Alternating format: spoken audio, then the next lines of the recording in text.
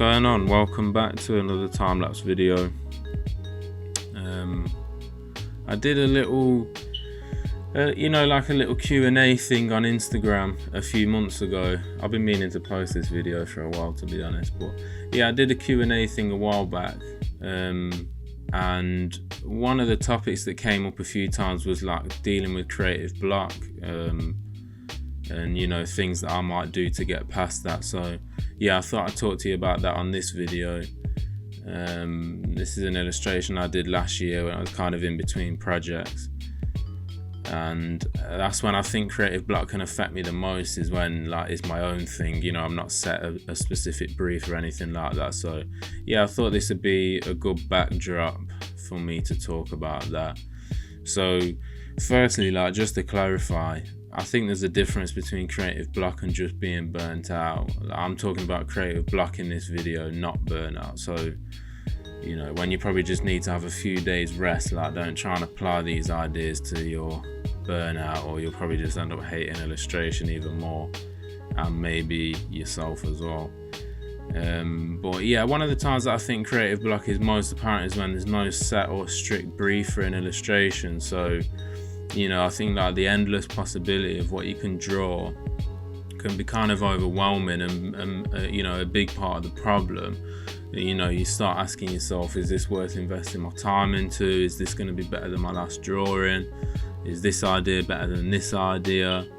It can all get a bit much, especially when you're browsing online for images. You can kind of bombard yourself with so much stuff that you just end up doing nothing all day. So yeah, a little exercise you can use to combat this is to basically just limit the possibilities of what you can do. So I did this with a book that I had a few nice bits of photography running through it. So I was like, all right, look through this book and make an illustration from it. No online images, no other books, just this book. And I don't mean like just copying an image straight away. It's like straight from what it was. I usually take a few different images and kind of build on them to sort of make a new image out of, a few, 3 or 4 maybe. So yeah, that kind of worked for me to come up with an idea in a limited time, just by limited them possibilities. So yeah, I also think this kind of thing can improve how you think of ideas. When you don't have as many options, you have to take something and make it work. It's got to work because this is all you have. So, especially with clients, briefs and that kind of thing. So yeah, it kind of runs along the same, like we did this thing at uni where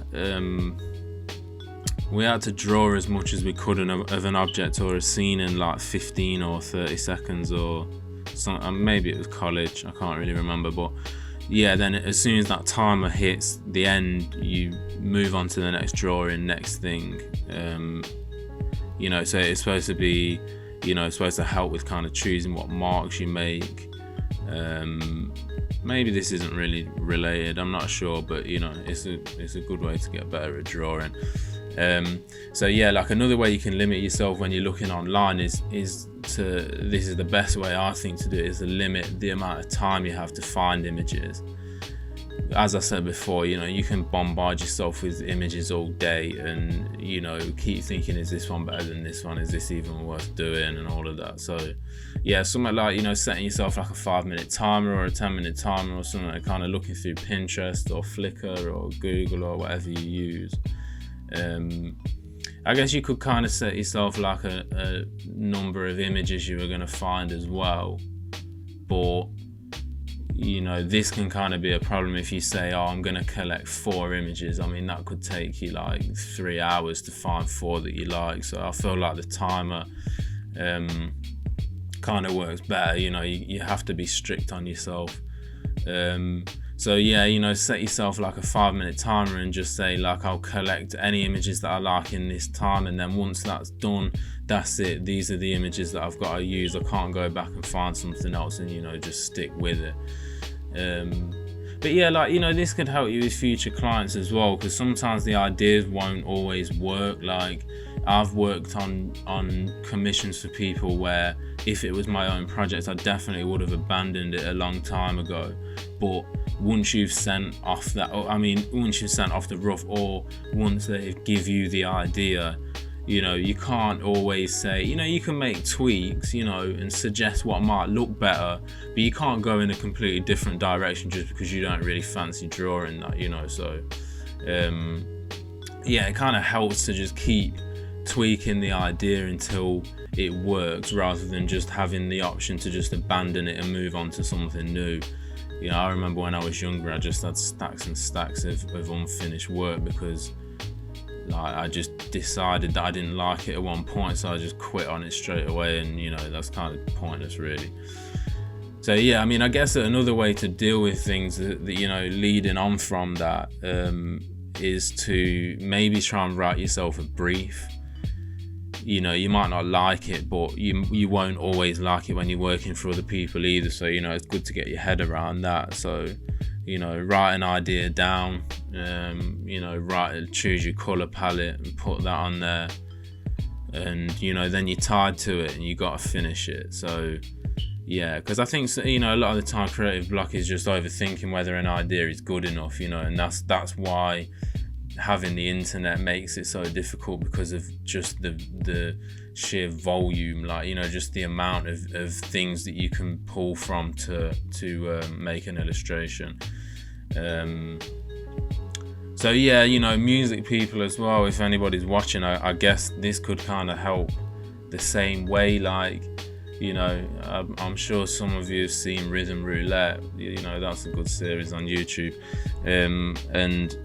Just limit. They pick 3 vinyls or something like that. 3 vinyls, and then you have to make a beat from that. So it kind of runs along the same lines. I just think overall, the main thing with creative block is just the overthinking and just the unlimited amount of possibilities, for me anyway. But these are just a few ideas that could work for you. Maybe they'll help, I don't know, maybe they won't, but they help me. So it might not end up being your best work, it might not even make it to your portfolio, but it can just kind of knock you out of that sort of stuck feeling, when you feel like you're in a bit of a rut. It can just kind of knock you out of that. So I hope that helps.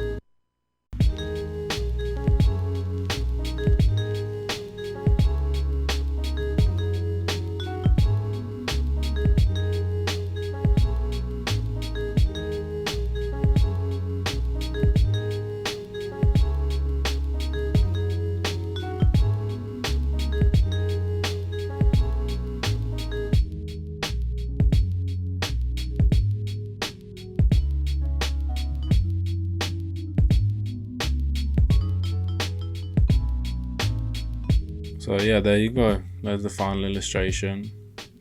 Probably took me, that was a while ago, 6-7 hours, maybe a little bit longer.